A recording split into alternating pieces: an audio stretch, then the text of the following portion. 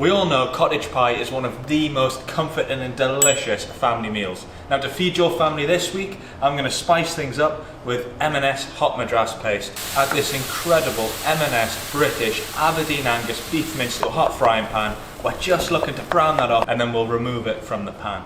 Now in the same pan, let's cook off those diced onions and carrots. Now back in with the mince, stir it through the veg, and in with a touch of M&S magic, that hot madras paste. Chopped tomatoes, beef stock, bring it up to a boil, simmer it for about 20 minutes.